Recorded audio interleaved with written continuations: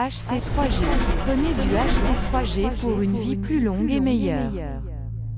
Le consortium m'avait vendu Serkis comme le dernier Eldorado. La mégalopole de tous les possibles pour ceux qui s'en montraient dignes. Ah, foutaise. En réalité, les rues de cette ville transpiraient le mensonge et l'injustice. Elles semblaient rongées par les préceptes des États totalitaires qu'avaient connus nos ancêtres. Mes états de service dans l'armée, avant le grand réchauffement, avaient joué en ma faveur. On m'avait donné un job et un cube habitable dans une des tours du centre. J'étais chargé de la surveillance des usines dans le quartier de haute sécurité de Gressimov. Un sale boulot. Mais c'était bien payé. Dans des souterrains insalubres, des ouvriers fabriquaient un gel synthétique qui remplaçait l'eau potable disparue. L'HC3G.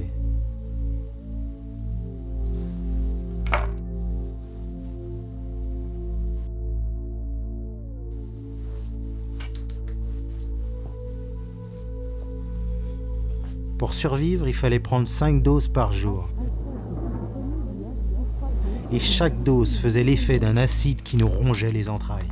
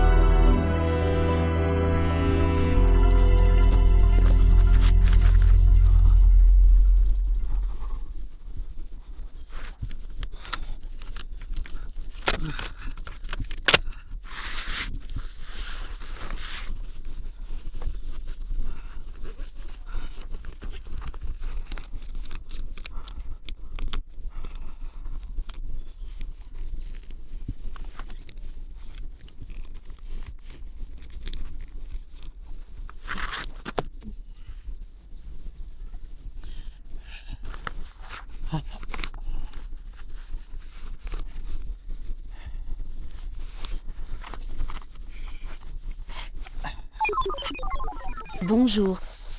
Bonjour Zen, Comment allez-vous aujourd'hui? ça pourrait aller mieux. La carte du coin, s'il te plaît Zen. Tout de suite. Merci de me faire confiance. Je t'en prie. Vous avez l'air épuisé. Observation pertinente Zen. Et vous ne sentez pas très bon, Marc. Je te promets, je prends une douche dès que je peux. On dirait qu'il y a quelque chose d'intéressant à 25 km. Ravi d'avoir été utile. Merci Zen.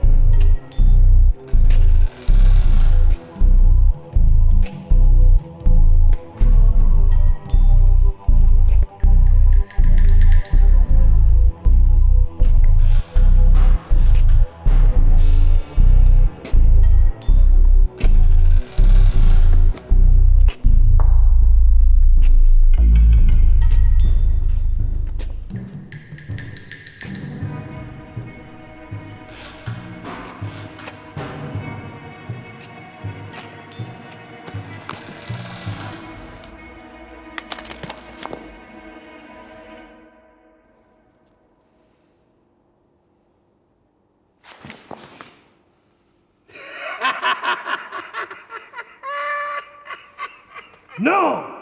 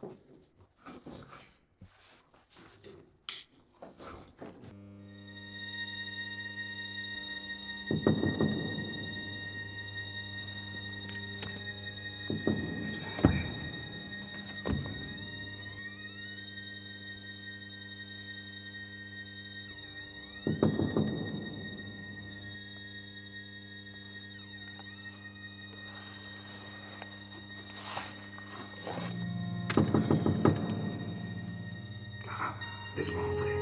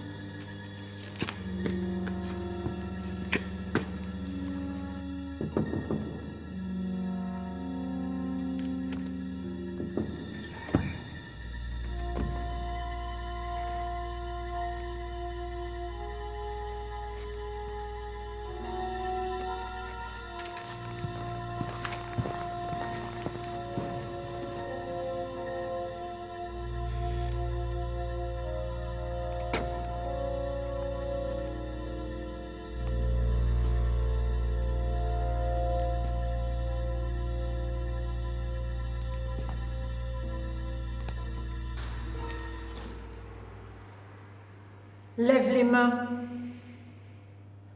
Tu es qui, toi? Je t'ai posé une question. Lieutenant Mark Lester. Tes mains. Tu es du consortium? T'as déserté? Disons que j'ai changé de camp. Ne bouge pas. Ok. Je vais juste prendre ce paquet, d'accord? Tu peux rengainer ton arme, le vieux il a pris la mienne. Assis-toi là.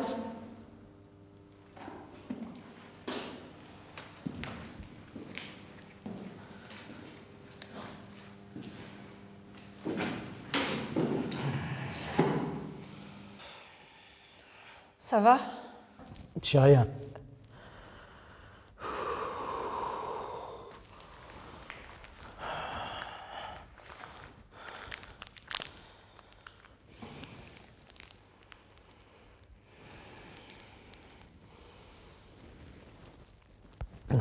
Cette saleté est dégueulasse. Et qu'est-ce que c'est? Hydrogel. Silice carboné. L'HC3G, j'en ai entendu parler. Vous faites comment pour l'eau, vous? On se débrouille. T'es blessé? Une égratignure. Tu viens de Serkis, hein? L'eau sèche, c'est là-bas qu'ils la fabriquent.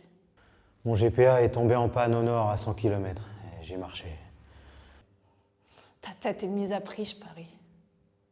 Disons que si le consortium me retrouve, je suis un homme mort. Et qu'est-ce que t'as fait pour ça? T'as tué un de ces enfoirés de col blanc? Quelle importance, hein?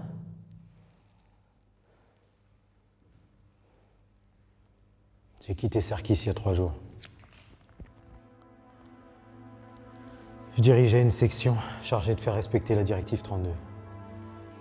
La police militaire. Ouais. Et là-bas, des centaines d'esclaves sont chargés de fabriquer cette merde au profit du consortium. Ceux qui enfreignent la directive 32 commettent une infraction immédiatement perçue par le régime comme une tentative de rébellion.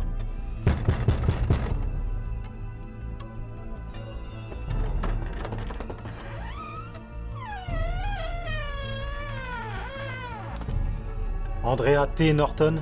C'est ma fille. Andrea T. Norton? Vous êtes en état d'arrestation, veuillez nous suivre.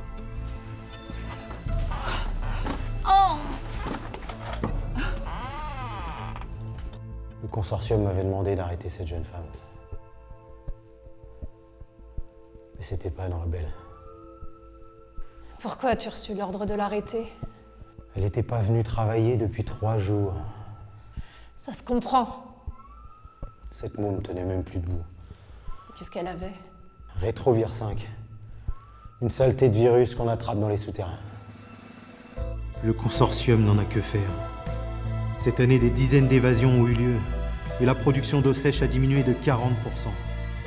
Serkis veut accélérer les cadences.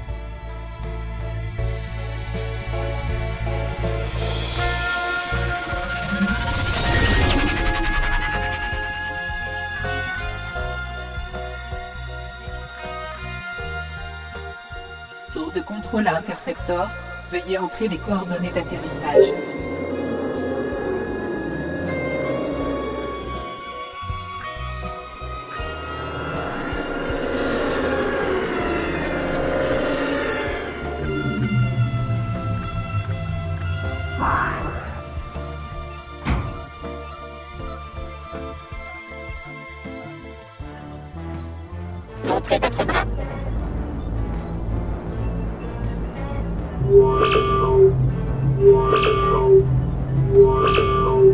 Lieutenant Mark Lester, vous pouvez passer. Attention, vous venez d'entrer dans une zone fédérale du consortium. Ne parlez pas. Suivez les flèches au sol. Surveillez votre prisonnier. Préparez votre ordre de mission. Attention, vous venez d'entrer dans une zone fédérale du consortium. Ne parlez pas. Suivez les flèches au sol. Comme les rebelles qui sont pris, ils allaient la réinitialiser au centre pénitentiaire de Prigogine.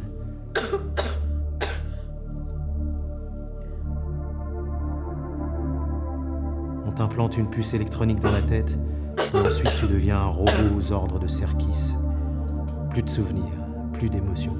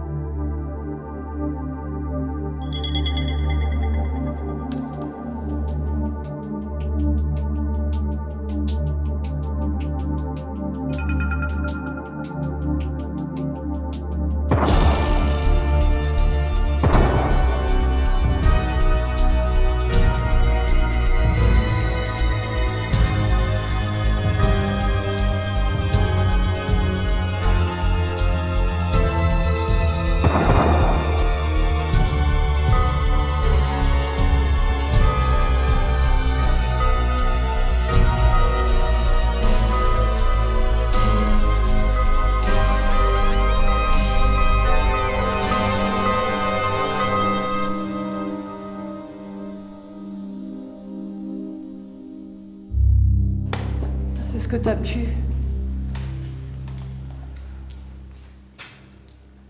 Ouais.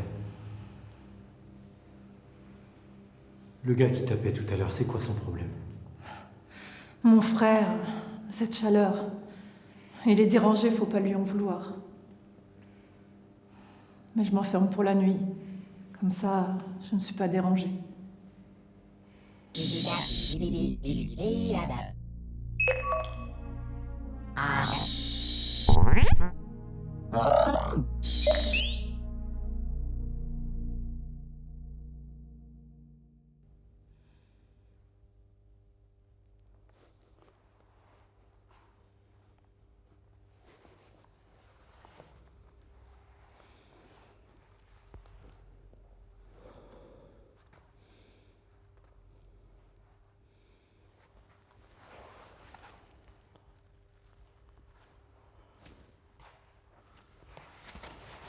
C'est ça que tu cherches? Ouais.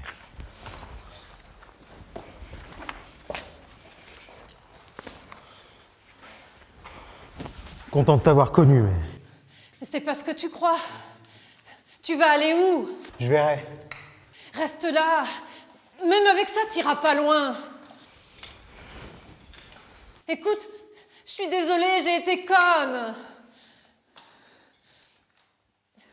Paraît qu'il y a un village, Marjas, à quelques centaines de kilomètres d'ici. Il y a encore de l'eau, et on pourra Laisse peut-être... tomber! On a un véhicule, un BX-16. Il y a juste un problème. Peut-être que tu pourrais réparer. Merde. Les chasseurs de primes. Suis-moi.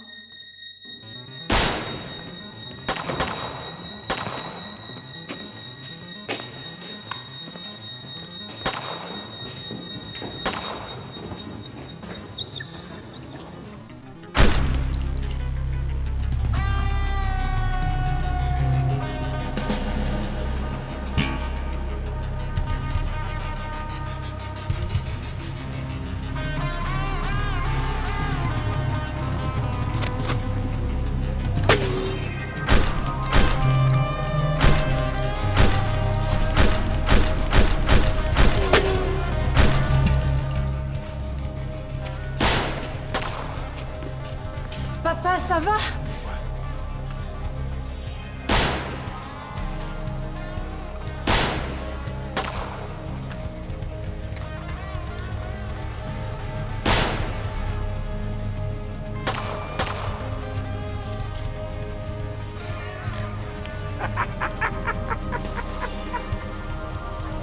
Faut se dépêcher!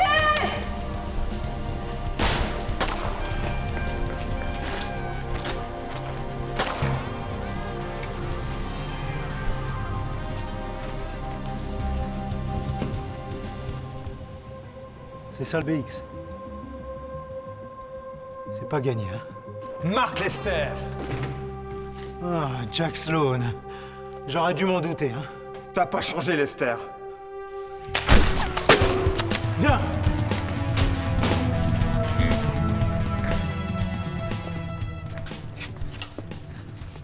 Tu le connais? Tu comptais partir avec cette épave, Lester? Rends-toi! Fais pas le con!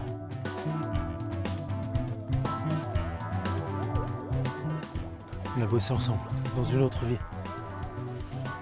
Prends à droite, je le prends à revers. Fais gaffe.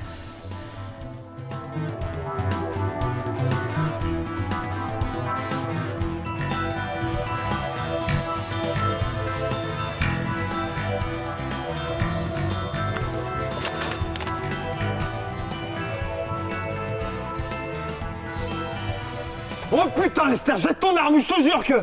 Tu as 1 seconde pour jeter la tienne!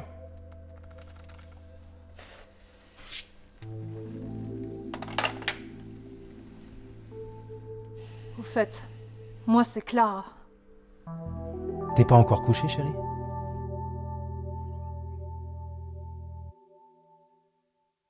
J'y vais. Je finis ma planche et j'arrive. Les petites se sont endormies. À tout de suite alors.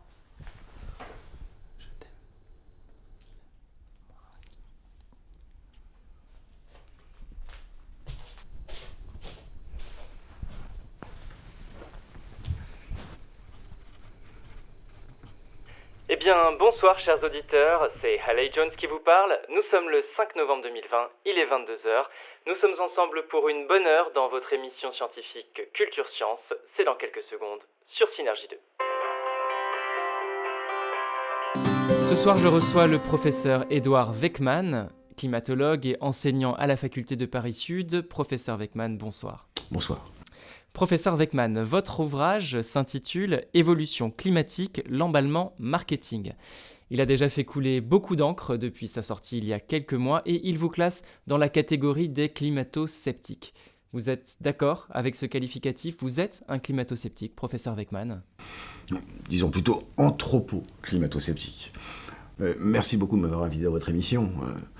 En ma qualité de directeur de recherche sur les facteurs qui amènent à l'évolution du climat, je me sentais responsable de venir rappeler quelques vérités et faire un bilan scientifique au moment où les gouvernements, les associations écologistes, et les médias s'emparent de ce sujet.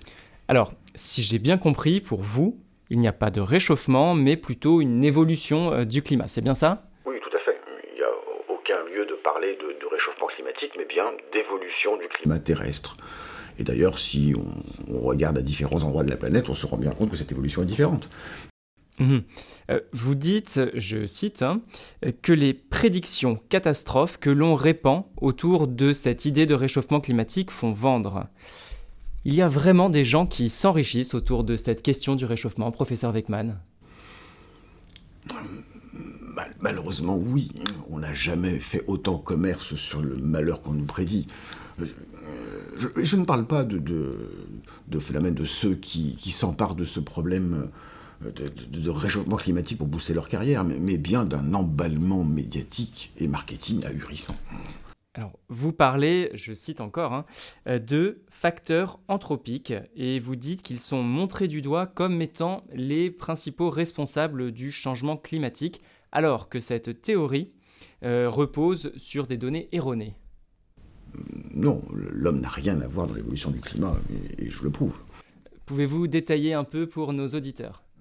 Pour ça, il faudra lire mon livre jusqu'au bout.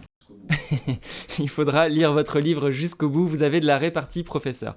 Alors, nous allons y revenir dans cette émission, mais au fond, le message que vous voulez faire passer, c'est quoi? Que la Terre a eu et aura encore des périodes de changement climatique avec des retours à l'équilibre. Vous dites qu'elles sont en grande partie dues à l'activité solaire. Le soleil y joue un rôle dans notre climat? Bien sûr, bien sûr. C'est un mécanisme qui est sans doute un petit peu difficile à expliquer comme ça en 2 minutes à vos auditeurs, mais pour simplifier, la Terre va avoir une évolution circulaire autour du Soleil, parfois elliptique. Je le montre très bien dans mon livre. Ça donne envie de le lire, effectivement. Professeur Weckmann, j'ai envie de vous demander, croyez-vous à l'apocalypse dont les experts du climat parlent depuis plusieurs années. Non, soyons sérieux, l'apocalypse. Quel apocalypse ? Je veux bien que certains de mes confrères s'amusent avec ce sujet alarmant, mais non, il n'y a pas lieu. Il faut bien voir que l'évolution du climat est nécessaire à la planète au même titre que le volcanisme et les tremblements de terre. Non, il n'y a pas lieu de faire dans le catastrophisme. Et vous le dites très très bien dans votre ouvrage. À la page 86, au deuxième chapitre, vous écrivez une phrase, non sans une dose d'ironie, vous dites « Il y a autant de chances de voir l'humanité disparaître que de voir le gaz carbonique remplacer l'oxygène de l'atmosphère. » Que voulez-vous dire exactement par là ? Pour vous, l'homme n'est pas du tout menacé par ce changement climatique ? Non. Ce que je veux dire exactement, c'est qu'il n'y a pas lieu de s'inquiéter sur le sujet. Dans 1000 ans, je dis bien dans 1000 ans, Monsieur Jones, l'humanité sera toujours capable d'aller respirer le bon air de nos forêts, et il sera toujours capable de se projeter dans l'avenir comme aujourd'hui.